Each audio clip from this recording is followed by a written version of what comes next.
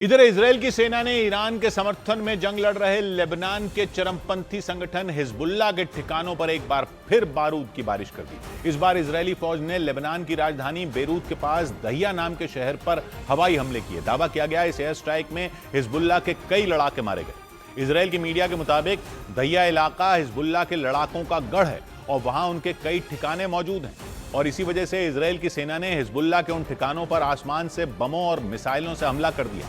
मिसाइलों और बमों के जमीन से टकराते ही वहां जोरदार धमाके हुए। इसकी वजह से पूरा इलाका थर्रा गया।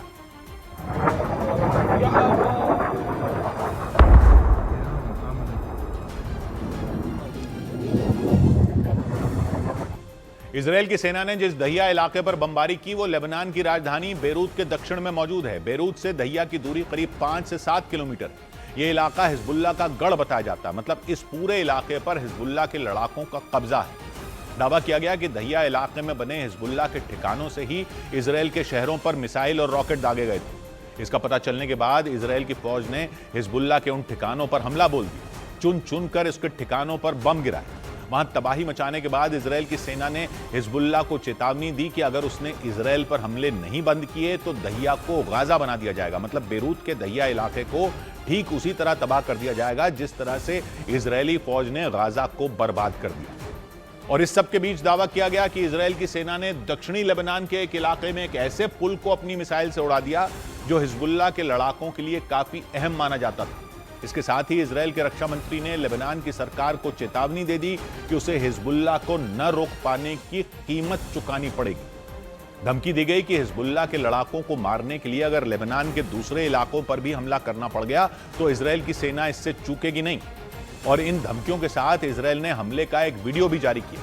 दावा किया गया कि उसने लेबनान के दक्षिणी हिस्से में मौजूद सैदन इलाके में अल जरारिया नाम के पुल को मिसाइल से उड़ा दिया। वीडियो में दिखा हमला होते ही वहां तेज धमाका हुआ, भयंकर आग की लपटें उठी और चारों तरफ फैल गईं।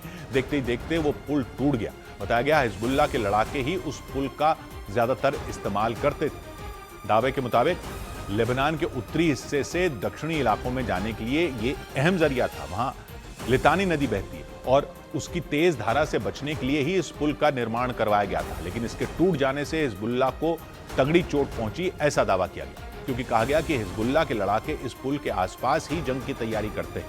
वहां उनके ठिकाने भी मौजूद हैं। इजरायल की सेना ने लेबनान के जिस सैदन इलाके में यह हमला किया वो वहां का तीसरा सबसे बड़ा शहर है।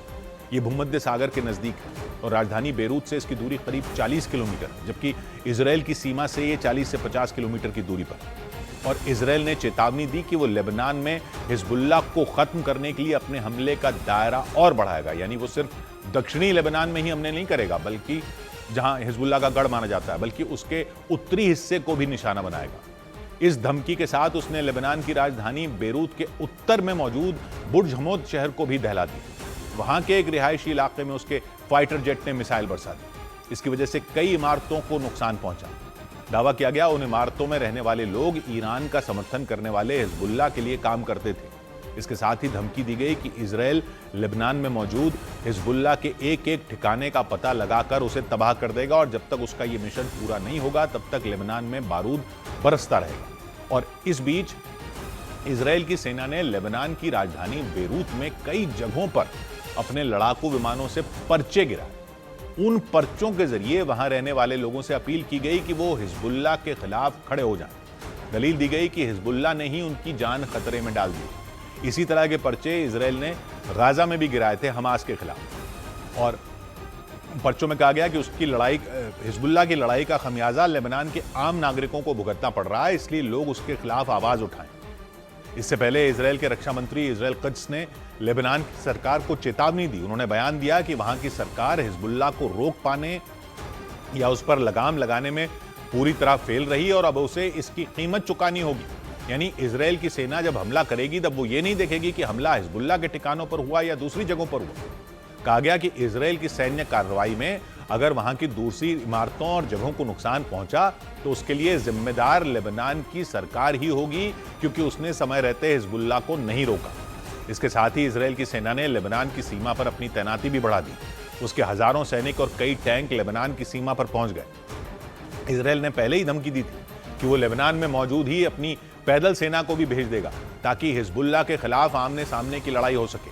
दावा किया गया कि जल्द ही ये टैंक और सैनिक लेबनान की सीमा में दाखिल होंगे और हिजबुल्लाह के लड़ाकों को चुन चुन कर मारेंगे।